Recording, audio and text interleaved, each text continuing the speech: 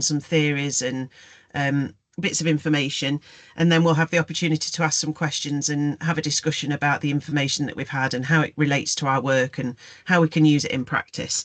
So big thanks to Vicky as well for organising these sessions and getting them in the diary for us, and a huge thanks again to Nick for facilitating the sessions for us and taking the time to do this bespoke for us, really, which has come out of one of the conversations that we had at the very beginning of our service policy and design team setup, which identified that we wanted some quality improvement training and information. So that's where it's come from.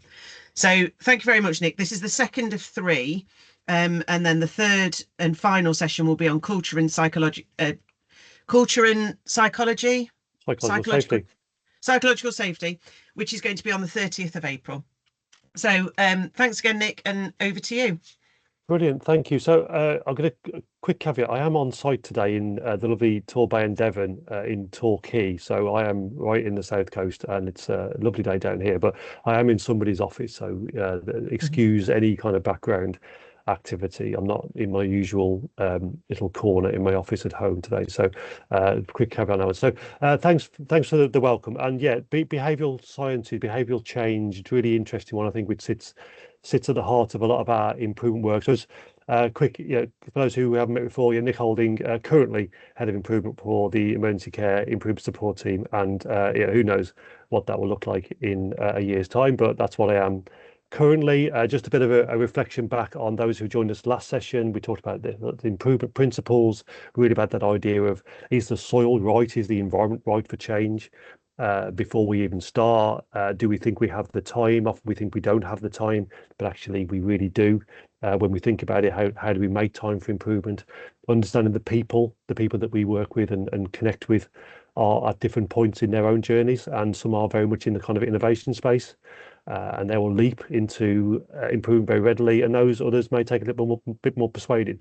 And I always feel like it's our responsibility to make sure that those people, wherever they are in that particular distribution curve, feel like we're speaking to them.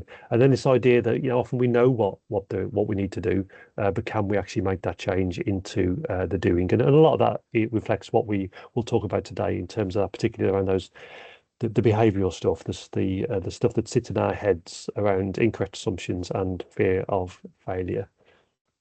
So I often like to share a few thoughts around, I'm going to share this at the end of the presentation last time, I'm going to bring it to the start, what the learning and the reading that I've done over the years that inform some of this presentation today. And I just wanted to sort of highlight these 4 books, particularly Adam Grant, Think Again, this idea that, just stop and pause for a moment and think again. Nudge, this really strong in the sort of behavioural change, behavioural sciences field, similarly with mindset. And then James Clear's Atomic Habits, about how we just turn things into a habitually stuff that we do, while we don't have to sort of think about it too much. So why would we include behavioural science in our toolkit? Why is this important? And just take this quote from Susan Michie. I've included the reference at the bottom there. Improving the implementation of evidence-based practice and public health depends on behavioural change, public health, wider health. Thus, behavioural change interventions are fundamental to the effective practice of clinical medicine and public health. And I think this really reflects how we start to draw this world of behavioural sciences, not as a niche piece of work, but more as a fundamentally what we think about and what we include in our work. And somebody I was having a conversation with somebody once today. Can somebody just go on mute? I think there's a bit of talking in the background. Thank you very much. I was having this conversation about behavioural sciences and behavioural change and understanding this element of it, and they described it as, it's the cherry on the top, isn't it? It's the sprinkles on the top of the work that we do. And I thought it was a really interesting analogy, but I probably have a different view. I see it as the biscuit base that sits beneath our work as a foundation, and we layer on top the practical process improvement or policy change that we might do, but really understanding how behaviour influences a lot of change. And I started to think quite recently, over the past 12 months or so, about how I may have shared this slide previously with some of you before, how we start to observe change and improvement, and I put it into these health related analogies, the anatomy, physiology, and psychology of improvement, and anatomy being the structures that we create, the functions, the governance, the policy, the action plans, are all really important to create that structure that all improvement and all change can then hang off. And then we move into the sort of the physiology, the interconnecting structures, the muscles essentially of our and the interconnecting tissues, and those are the relationships, the networks, the teams, the leadership, the kind of mindsets that exist. But then you get even deeper, and this is where behavioural change and behavioural science sits. It's in the psychology of improvement and change, and this really reflects what's the existing biases that exist, the decision making, those attitudes, the personality and beliefs of the people that we're working with. Where are they in their own worlds? And fundamentally, we're working with human beings, and human beings are fallible, and they are made up with various different traits of past experience and their own positions in the world. And we aren't all robots operating in a very singular way. So, what I'd like to sort of reflect is that sense of, from a behavioural change perspective, how do we understand the behaviours of the individual from a sort of human perspective? And I started to think about this from and I'm playing around with this model which I put together, this people-centered improvement model, where we often start from an outcome perspective. And in our role, the one that I do regularly, I'm on site today in Torbay, and we often leap to, well, what's the performance looking like? What's the outcome? And that's absolutely right. That gives us the steer. Where's the hint of something that's happening? But then how do we take it to the next level in terms of looking at what's the description of the roles? As an example, we've got I was in ED. I'm in the walk-ins, in the waiting room, and we've got the triage nurse. We'll all be familiar. All of us have probably been to ED at some point. You walk into ED, you book in, you see the triage nurse. And I really wanted to understand what was the expected role of the triage nurse. What were we asking that person to do in that process? Not just acknowledging that, okay, we think we understand what triage is, but actually really getting down into the detail. And then practically for that triage nurse, what's the work that they do? Actually, the reality was that person was being pulled away from that position several times a day. So the process of that work was very difficult to complete. But from the person's perspective, my God, was she frustrated that she couldn't do the job that she wanted to do. And if she had the opportunity, she would do things so much different. And then you start to speak to the staff and in that the patients in that waiting room and hear back some of their frustrations about the particular process. We get to that level, we start to genuinely understand what's happening in our world. But often we only get to the point where and I see regularly, we sit and scratch our chins about some data in a dashboard, and we're only focusing on the outcomes. So I often see behavioural change, and the sort of human side of it is that we can do lots of planning and lots of preparation and lots of really important functional stuff. And then just when we get to the doing bit and the implementation, we're working with human beings, and we have that kind of, well, we just hope this works. And this quote from Lewin many years ago, and I'll translate it underneath that the understanding and learning which the process produces for individuals and groups is more important than any change as such. And my translation to that is that essentially the way we go about change is more important than the actual change itself. It has more of an impact. When you measure how we go about things versus the change itself, the way we go about it is far more impactful and powerful, because essentially what we now know and what we've learned over time is that improvement, particularly in healthcare, but you can probably reflect this in many industries, is 20% technical and 80% human. But sometimes we get that the wrong way around. We go with the technical specification first, 80% being technical, and observe sort of 20%. Well, how do we understand this from a human perspective? And that's only a little bit of the work that I often see, particularly in the emergency care world, which is a very kind of reactive, hot environment. I've taken it. I think I shared this slide on the last session, but I thought it's worth sharing again because it very much relates to behavioural change and the psychology and the human dimensions of change. We are working with human beings, as I've reflected before. We are working with people. It is people that make change. Whether we create SOPs or policy or instruction or dashboards or data, whatever it is we produce, that's just the starting point. It is the human beings in the processes will be the ones that actually affect change. And as this reflects here in the Improvement Leaders Guide, people are not machines. You cannot make others do as they're told, nor can you be everywhere at once to watch others to ensure compliance, to be controllers. Command and control systems are human. We have a human intensive system, and there just can never be enough people around. But who would want to work in an environment like that where all they ever do every day is just be told what to do, and we're not asking people to think for themselves. I think Adam Grant, this is the guy, the Think Again guy, the book that I shared earlier. He says the biggest obstacle to successful change is human resistance. So how do we get down to the level? And he describes these 3 steps, and this reflects some of the models that I've touched on before. Paint a vivid picture, make it really clear. Why do people? Why would I want to change? Tell me why. What's so about? Appeal to the individual values of the individuals. What's important to them? What's in it for them? We often come across as quite altruistic in healthcare, but sometimes we have to just reflect what's in it for me. How's this going to benefit me? How can I be better at my job? How can I be better in life with this particular change? And then shrink the change.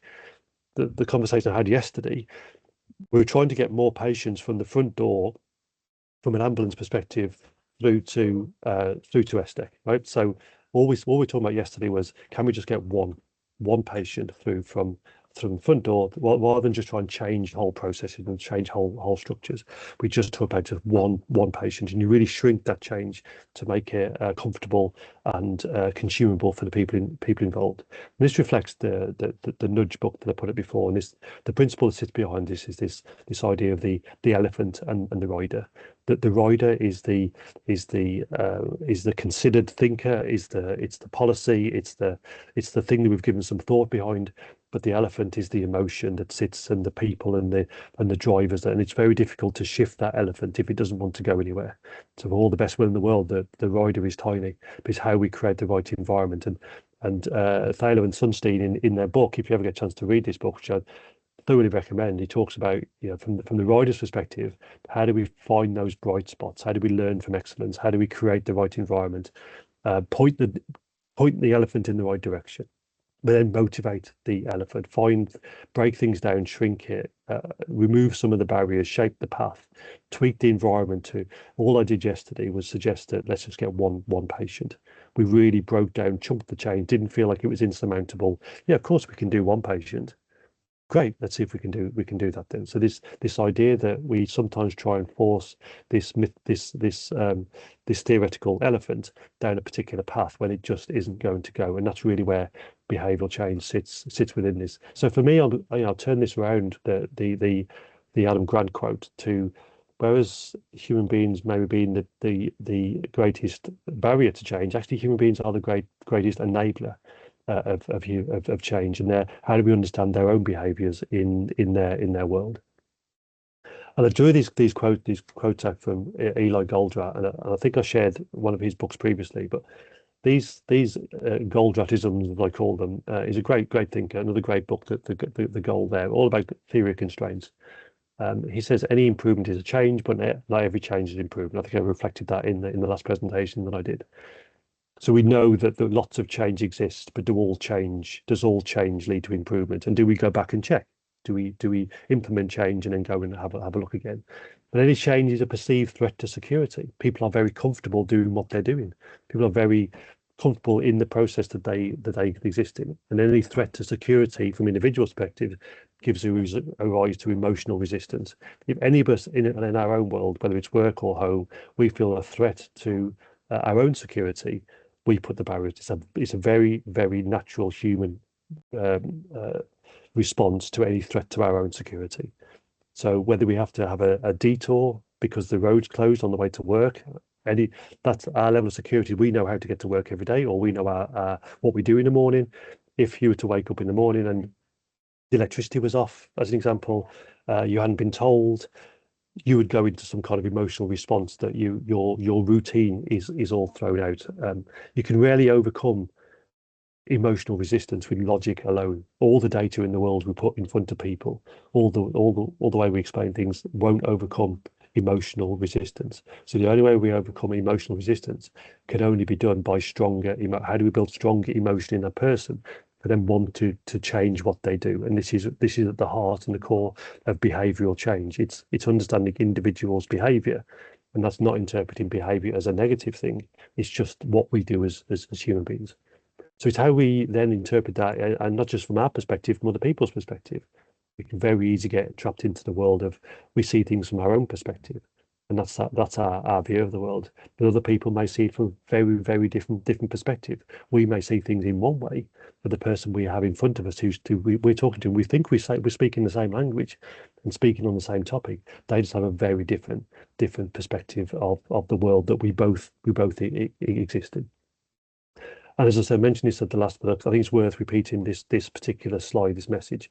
This sits at the heart of what we do. We often know what it is that we need to do, whether it's from a personal level or from a professional level. We know we need to go to the gym more. We know we need to reduce our alcohol intake. We know we need to do something different, whatever it might be. We know we need to often do things. But what are the things that get in the way? And it is the behavioural change, the behavioural sciences that sit at the heart of that, often that fear of failure. That stops us shifting into that doing it. Why don't we do that? And really sits this is some work that Amy Edmondson was looking at, and we'll cover Amy Edmondson a lot more in the psychological safety session. The next one is that avoiding this sense of ridicule. We will do anything we can to avoid ridicule, which may result in if we get something wrong or if we fail at something, somebody's going to say, "Yeah, I knew you wouldn't do that. Or I knew you couldn't do that." And this really starts at a very early age, and it builds up through childhood into adulthood. But the other reflection on this is that people really resist the risk of not fitting in. There's a real evolutionary element of this that we control our tribes. We want to be part of our tribes for our own protection. This is deep seated into our psychology, into our DNA. It helps us. It's helped us survive all these years being part of a tribe.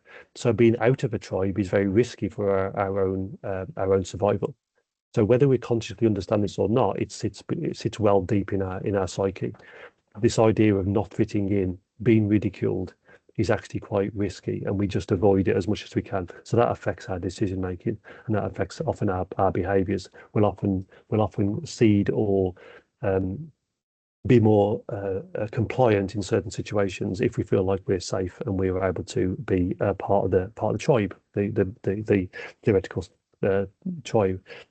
So when we think when we start to dig into that a bit more, and I speak not around this not from just a work perspective. I'm speaking to you today, human being to human being, about how we understand our worlds and our lives, and particularly in this time that we find ourselves in at the moment.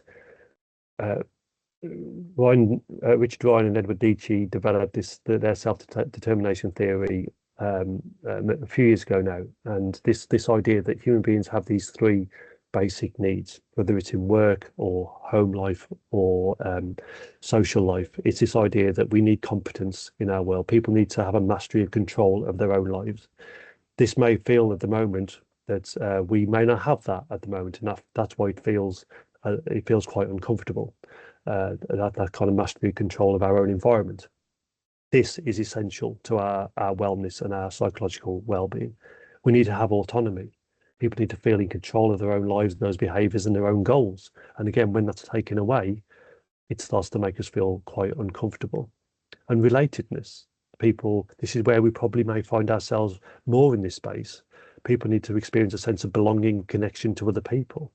There's a risk here is that in our current environment, we both end up feeling separated from the relatedness to others, but also it brings us together. So there's an opportunity for us to come together as a group of people. We're all experiencing the same thing. There is relatedness to each other, and feeling cared for by others and able to care for other people is a really powerful driver in human behavior. So these three elements, these three basic needs, are really important. And I try and bring these into whether it's just work. Let's just make this about work for a minute. How do we bring this into our work and the people that we work with? How do we give them competence, autonomy, and relatedness in the work? When this is removed in any way, it affects people's ability to think clearly and be a part and have that have that headspace essentially, and that psychological well-being to engage with change and feel comfortable with change in itself. So you have this idea that people then reduce to a very much a fixed mindset. Let's just do what is expected. Let's just do what we have to do. We're not thinking about growth, but really growth, that how we can develop that growth mindset, seeing opportunities in front of us. And again, this is not going to be a look at all the doors that might open in the future or whatever might be. But that idea that failure is an opportunity to grow, whether it's in our work or in our personal life. I like to go for a run occasionally. Sometimes it goes really well, sometimes it doesn't. And well, why? I did a 10K on Sunday, and I finished, and I couldn't understand why it was so difficult. It's really hard, and I just did a bit of thinking. I thought, well, didn't really have a great night's sleep the night before. I didn't really eat well in the morning, and you start to understand actually where was that failure, where was the opportunity to grow in that failure. And I know for next time I need to make sure to remember to get a good night's sleep and to have a bit of porridge maybe in the morning before I go off on a 10K run. That might be helpful. So having that rather than thinking that I'm never going to be able to do that again. It was really hard. I can't run 10K. Why did I even think I could? I'm just going to stick to 5K because I know I can do that. You get sort of trapped in that fixed mindset, particularly when you find yourself in the environment. If I was being judged, if my friends were around me laughing at me because my legs were hurting at the end, I'm not going to do it again, am I? Because why would I? So if we find ourselves in a situation where we can have a growth mindset and a fixed mindset, but they just exist at various points. In a particular meeting, we might find that we go to a very fixed mindset because we just have to survive, or we just have to demonstrate what it is that we're doing, not be too ambitious. But really, the growth mindset is where the magic happens, and it really can grow that idea that people feel psychologically safe.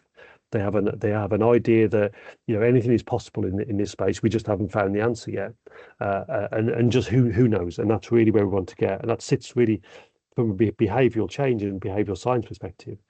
This work by Carol Dweck, and this is the mindset book that I reflected earlier, another great book that I reread recently.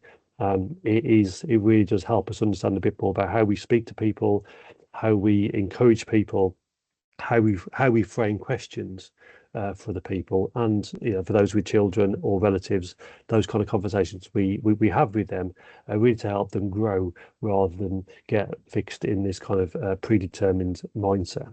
And there's ways that we can do that as leaders in this field, and I won't go through all this, but I'll leave this with you, and you can I'll share the slides afterwards. But this influence model that was developed by McKinsey, the idea that I will change my mindset and behaviour if there is role modeling, there's development of talent and skills, there is a fostering of understanding and conviction, there's reinforcing with formal mechanisms, and there's some descriptions of those. It's worth sort of digging into that. So people will change their mindset and behaviour if certain conditions exist. This isn't a fixed state. Behaviour and mindset is definitely not a fixed state. And I think we can all probably reflect on times when we felt in a more of a growth mindset state and more in a fixed mindset state than other times.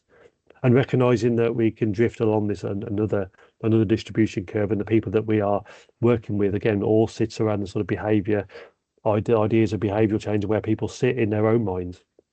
Some people move up along this distribution curve, but Curtin talks about in his adaptation innovation theory. Some people are more in the adaptive space. They just want to tweak what we already do.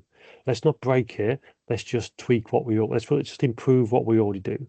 And other people are in this innovative, let's blow it apart and start again kind of space. And neither are right and neither are wrong. They just exist. They just are what they are. And there's a right time to do one thing and the right time to do the other. The quote that comes to mind on this one is, and maybe I should include this on a slide, but the electric light bulb was not created due to the continuous improvement of a candle. At some point, we stopped using candles and we started using light bulbs. We had that innovative moment where something different was created. So innovation was needed at that point. We didn't just continually tweak the candle. And Henry Ford's quote around, if we asked people what they wanted, they'd just say faster horses. rather than the creation of a car. So some people are in the adaptive space, some people are more in the innovative space, and helping people move from one to the other sometimes, but sometimes it's right to be in one or the other. And a particular model that I want to definitely really wanted to share with you today, which I found so useful over the years, is Prochaska Declementia Norcross's stages of change model, or the official title, the trans-theoretical model of behavior change. If you can remember that one, good luck. But it's the stages of change model essentially. And I wanted to just spend a bit of time working through this because I think this one applies in all our worlds, again, personal and professional. But I found it so useful in a professional capacity. And what Prochaska, Declementia, and Norcross found through their research is that everybody moves through these stages of change. They always start from a pre-contemplative state, in the don't really understand the need for change, happy doing what we're doing, don't really have that sense of urgency. At some point, and I use my own example of this. At some point, I thought, oh, I'm quite happy with before I started running, before I started, going to the gym a lot more. I thought I'm all right. I'm ticking along quite nicely. Then I saw a photograph of myself, and I thought, you put a bit of timber on, haven't you, Nick? You probably need to do something about that. So I started to see. I was in contemplation about what can I do? What may I do? Maybe I can look at my diet, maybe do a bit more exercise, maybe go to the gym. So I started to think about what that might look like. I sensed the need for change. Something happened. Then I started to plan for it. So I got a gym membership.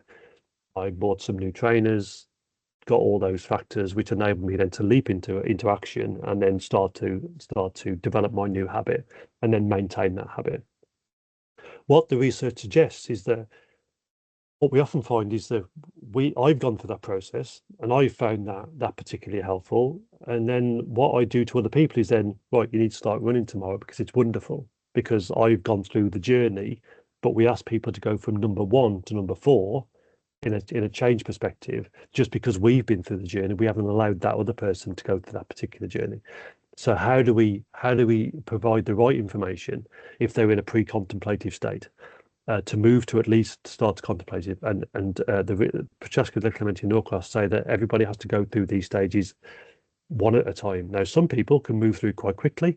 I could provide you with some really compelling evidence and some data that changes your minds, your beliefs, or your mindset, and you move from pre-contemplative to contemplative to preparation, and you want to do something in the next hour, and you've gone and you've moved and you've changed, and then you've maintained. Other people may take a bit longer. They may take weeks and months to move through this journey, but everybody has to go through that particular journey.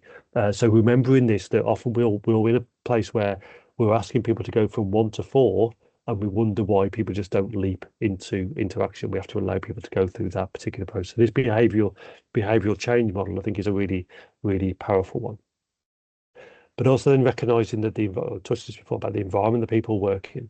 Bakker and Deparuti, their research around their job demands and resources model, again, comes back to why people do what we do, why people behave in the way that they behave. But there are some fundamental things within us that exist, but there is also some environmental factors. Do people have the resources available to them to do a great job? Do they have the right trainers? Do they have the gym equipment at home, or do they have access to a gym?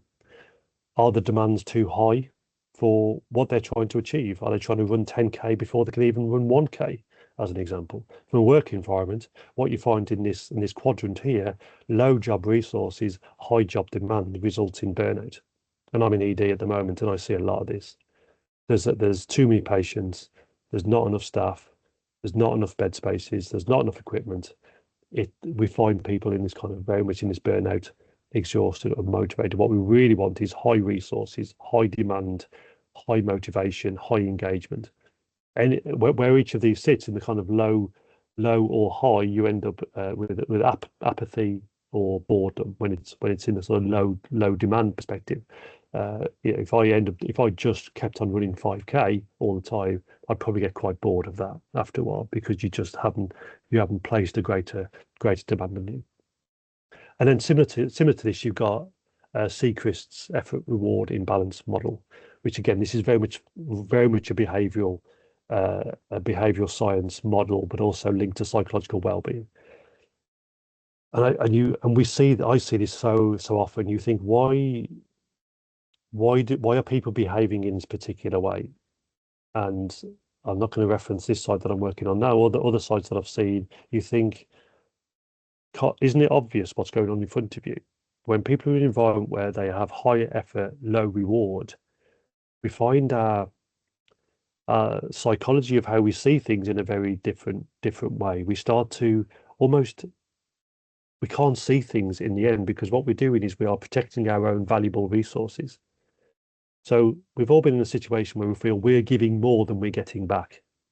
And after a while, you think, I'm not going to do that anymore. I'm not getting anything back from this either relationship or this piece of work or whatever it might be. We've all been in that sort of situation. From a psychological well-being perspective, we're talking about high workload, time pressure, responsibility, all those kind of things that place high effort on people. And that low reward in terms of pay, really obvious one, self-esteem, psychological safety in the environment, low prospects, job insecurities. Hello, welcome to our world. All these kind of things, high effort, low reward means that we wonder why people are now starting to experience psychological impact on their well-being. So these affect behavior. These affect, when these are when there's equilibrium behind with these people's behavior and the way that they are open to the idea of change or introducing new ways of thinking and improvement becomes a lot more accessible and palatable. When we have people in this high effort, low reward scenario, you find almost an invisible restriction on giving more.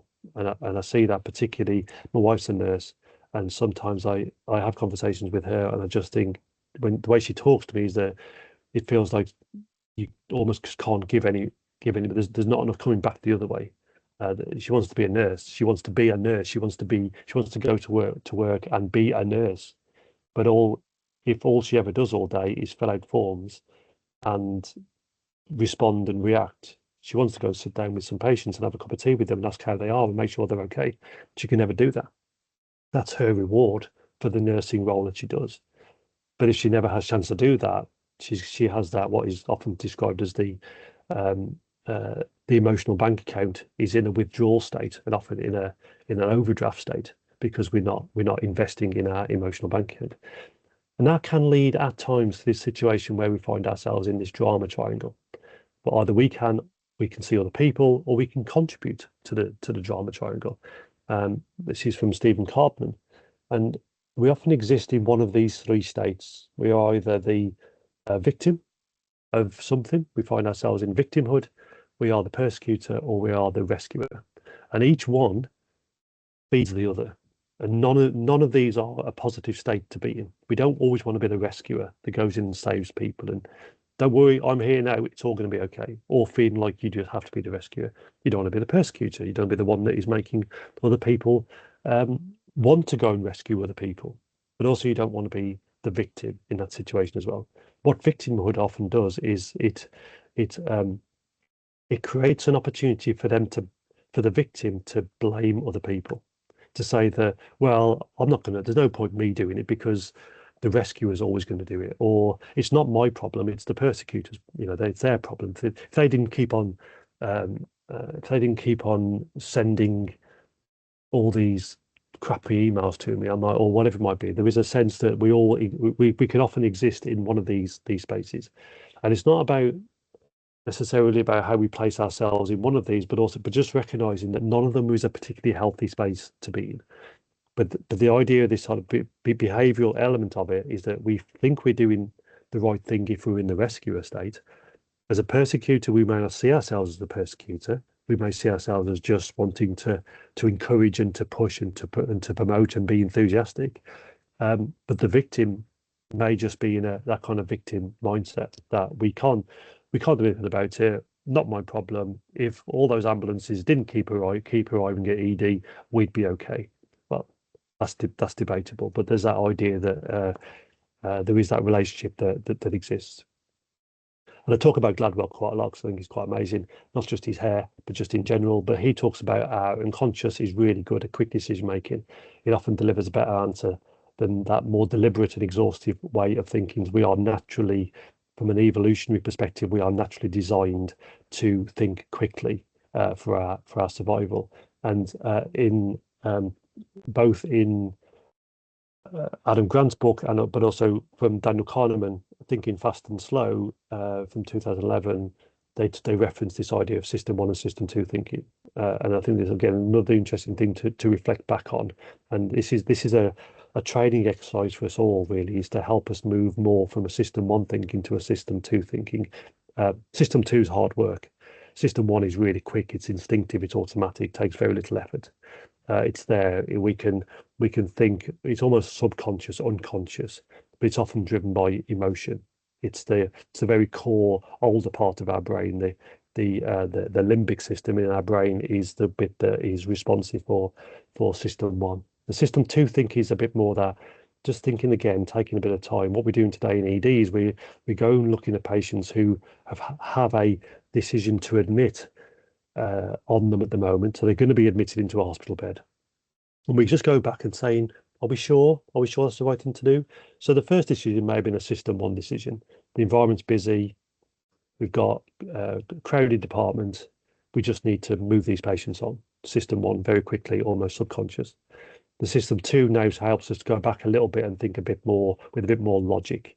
What is the right decision for this person that wasn't made at 2 o'clock in the morning, that is now being made at 11 o'clock in the morning, to say what would be the right thing to do for this person rather than admit them into a hospital bed where they could end up stopping there for a number of weeks because we can't get them back out again. So that idea that we can just think a bit, but it is hard work. System two thinking takes a bit of effort.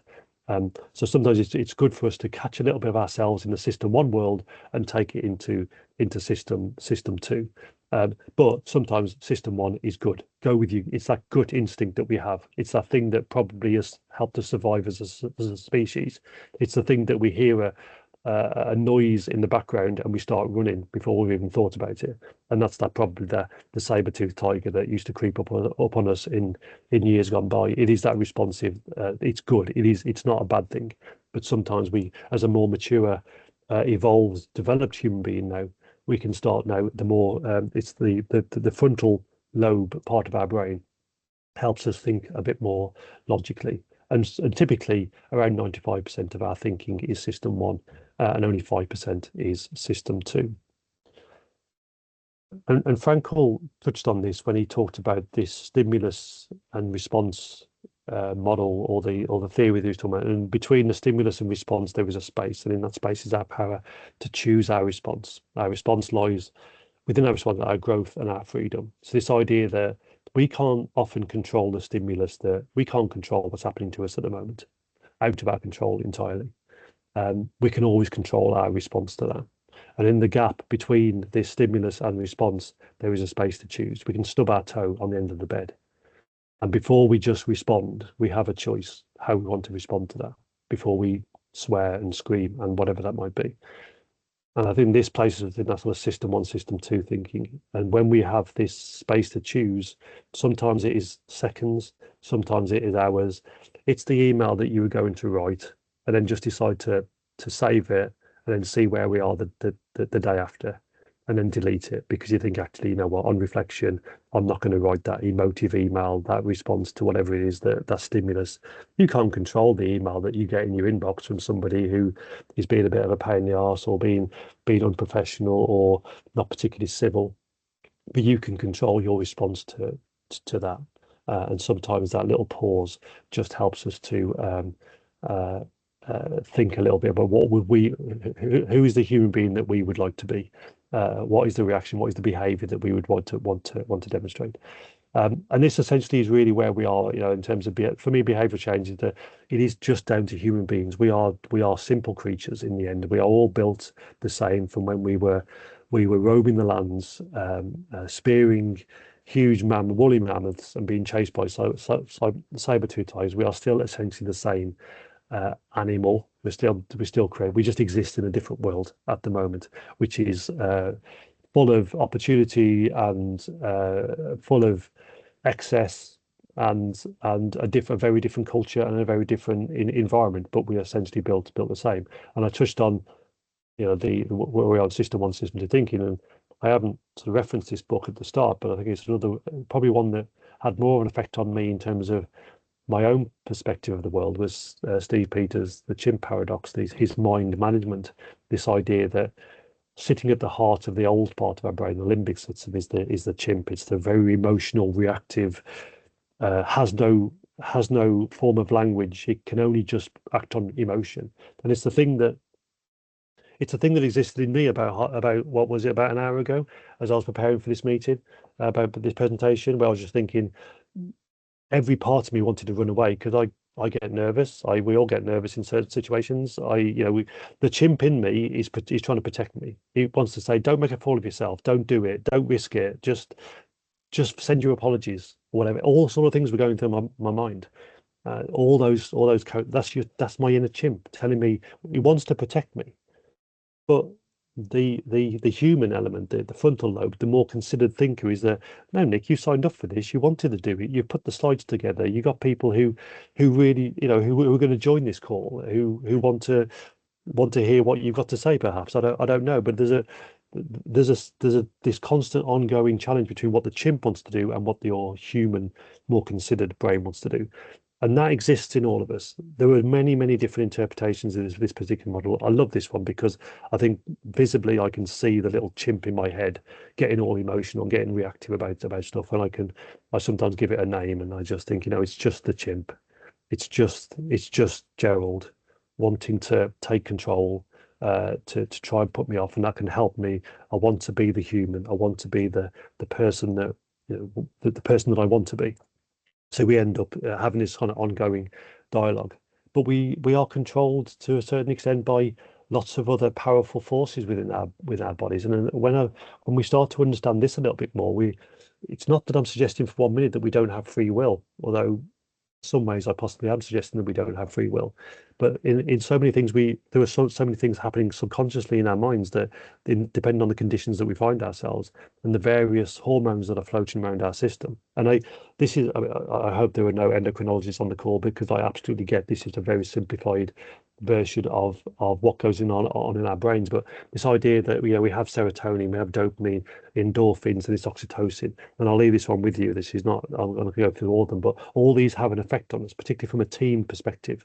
There will be times when you as a team will be very much in that you've achieved stuff together. There'll be high levels of serotonin. There were high levels of oxytocin in the team. It brings us together as people. It helps us protect each other. But what drives certain people, I often see people, they're addicted to dopamine. They just want to achieve stuff. They just want to get that next hit of dopamine, and that often results in a sort of firefighter mentality. We want to get stuff done. I want to feel like I'm making progress.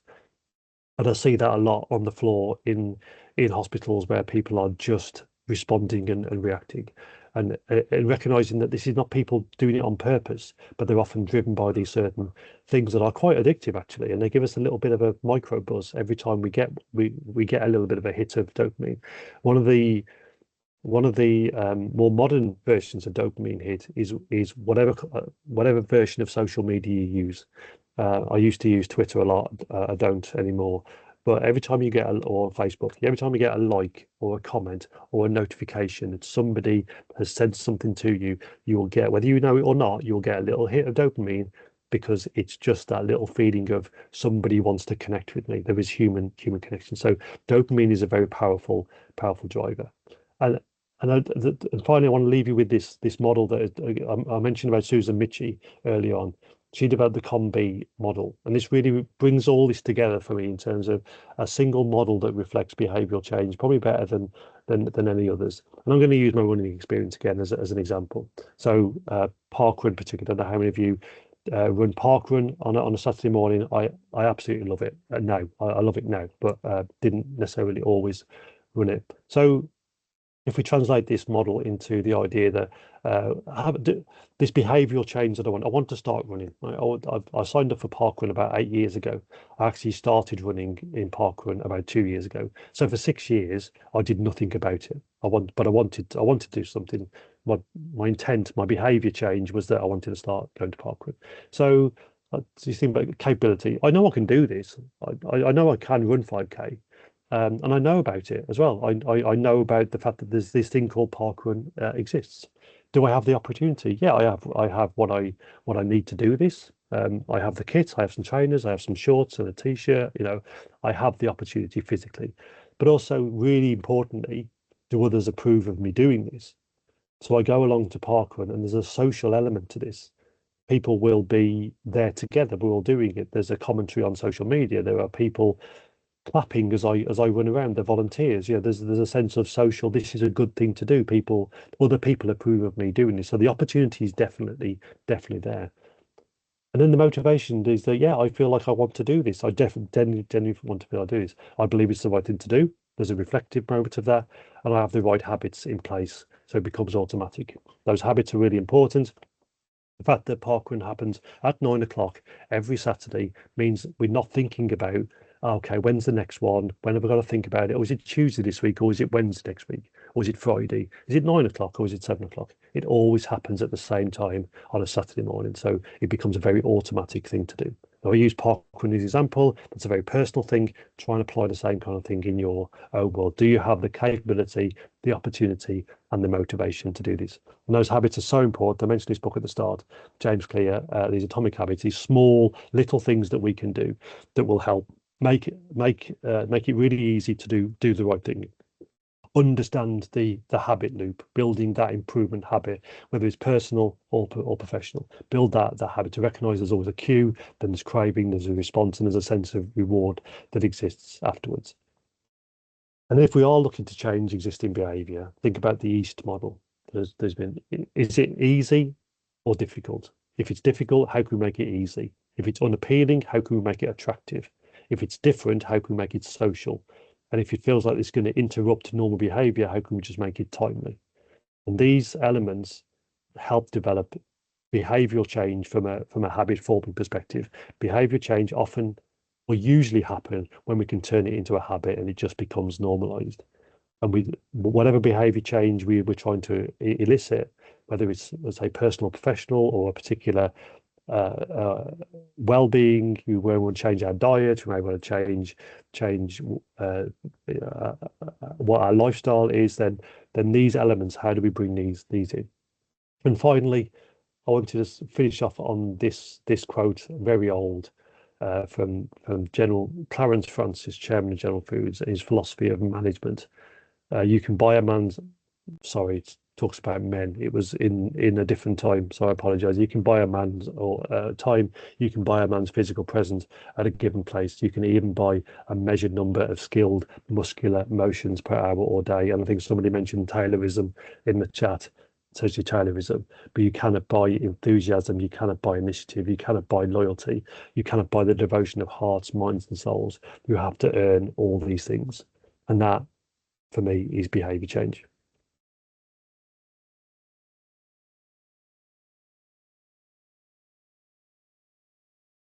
Open to Thanks, Nick. questions. Very thought-provoking things that you've just been through. Thank you, and very pertinent to what we're currently going through, and probably highlights, as I was thinking during your presentation, some of the things that could have probably been done better in relation to the changes that we're being put through in terms of how we handle it and how we understand what's happening, and all of those things that you've spoken about. So thank you. That was really interesting. I just could I pick up on Alexander's. Is it Alex or Alexander who put about Taylorism? I'm a big fan of. Sorry, it was a joke. I think interestingly, there's I used to use Taylorism as a which Taylorism, for those who don't know, is linked to Henry Ford's just at mass production. It was Taylorism that identified in his words, the one best way of doing things, and it feels a bit kind of blunt and old-fashioned, industrial almost. But there is quite an interesting thing about Taylorism, is that as we think about it's about finding the right way to do things, but through various iterations but then realizing this is great. So why would we change this until we find something different? So it's that system one, system two thinking that we carry on as we are until we find something new, and then we will go again. So I find it really interesting Taylorism always for me has a weird dichotomy. Yeah, I mean the other thing that it all gets a bit Brave New World because he sort of goes into the best way of doing something is, the time motion study, and then once you've found that, you need someone who's unable to deviate from that process. So you need someone quite simple-minded to follow Yeah, that. yeah, So he sort of diverges, I think, and sort of moves away from um maybe um uh I think he's a product of his time, in the 1920s. So I think that's probably absolutely. this. And Yeah. there are things I think we can take out of that as well, as which is more relevant. But I agree, yeah. So any other questions? Obviously, I'll share the slides afterwards. You can have a look through some of the detail. Yes, thanks, Nick. I wanted to get some of those books. Yeah, I think like, if I was to give you one, mindset first is a really, really good one to start off with because it Mm. applies to so much more than just work. Sometimes I find that some of the books that I read are just about work, but actually mindset is Mm. about our lives and us in, which is really helpful at times to try and break our thinking. If you want to read a book, sometimes you want to read a book which isn't about work. Well, So yeah. maybe start with mindset.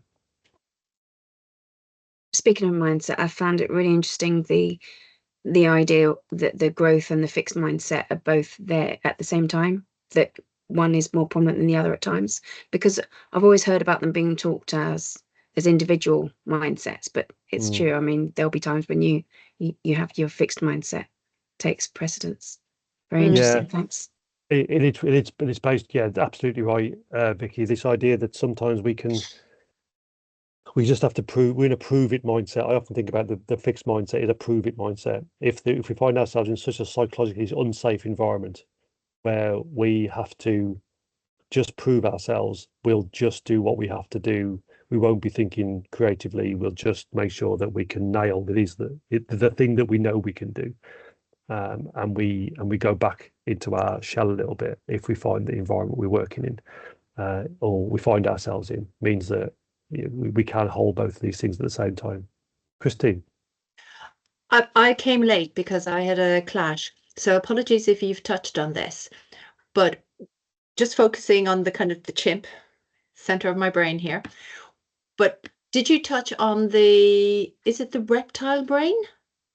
Which I kind of visualize as being in the back, Yeah. which again is the really simplistic one that goes, what's trying to kill me? Yeah, How do I get my way? And let I'm me being just really simplistic when I say those two things. yeah, and I think yeah, you're right. I touched on that point. Yeah, so the limbic is the very heart of the old part, but the reptile brain is this bit around here. Yeah, from an evolutionary perspective, that's your fight or flight. So absolutely right in terms of yeah, Gerald's back there he is in the middle. But yeah, that I touched on that very briefly, but recognizing that this is I'm not a neuroscientist, uh, there's it's making it consumable and in a way which recognizes that there's so much more to the limbic brain and the that part to the reptile elements of the brain, but recognizing that it's what exists in us. It's our engine. It's our computer system essentially that often drives us. So you're right, Christine, to pick up on that point. I love the fact that it kind of like evolutionarily, not just in our physical, how we've kind of like, that kind of picture that you had, but also kind of up here. It's Yeah. almost like building up on layers. And that's essentially what happened. The frontal lobe is the most modern part of our brain. It's the bit that is developed the capacity for communication and thought and intelligence. And it's this bit. If anybody who's had a brain injury, front of their head, they potentially can lose all sense of control over their. It can be quite inappropriate at times because they've had this bit of their brain damaged, and all they're responding to is that very emotional chimp element. Again, I'm being very simplistic, and I'm not a brain surgeon, that kind of thing. But this is the more evolved part of our brain. So yeah, we're recognizing where our particular bit of thinking exists is important in our broader evolution.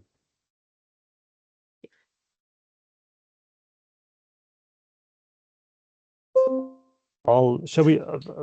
I'll pick up any questions in the chat afterwards if that's okay. Yeah. But we're almost at time. Thanks for those who could join us today. I think Vicky, you have recorded it, so it is available. Happy to pick up. I think you've all got my email as well afterwards. Happy to pick up any other questions afterwards if you want. I think for me, I love this subject. I think this particular part of this series, I find absolutely fascinating. At some point, I'm going to go deeper into the whole this behavioural. It's newer for me in my learning. It's the more latest bit of my learning, so it's really useful for me to come along. And I think there was a quote about if you want to learn, teach, or so if you want to learn, teach, or whatever the phrase is. So it helps me pull my thoughts together this as well, because this is more recent in my learning. And I'm finding it absolutely fascinating at the moment, particularly the kind of mindset, the fixed growth, all that kind of thing. But yeah, feel free to. Top tip: go on to eBay, get a second-hand version of those books. They're about £3 or £4. All my books are second-hand on my shelf, because I just you can get them really cheaply and work through them if you can. And then you can sell them back on Vinted as well. Yeah, absolutely. There you go. It's a win-win. All the local library. 30th of April, was it, Gemma? I think we said. Oh gosh, I can't remember. I think so, something like that. We'll circulate the date round anyway, and just confirm with everybody when the next session is. But thanks very much, Nick. Your enthusiasm for the subject really comes through, and it's a really interesting and engaging presentation. So you don't need to have that chimp. He'll always be there. Thanks for listening. Thanks for appreciate your time. Thanks a lot. Perfect. Thanks, Nick. Thanks, everyone. Bye. Bye.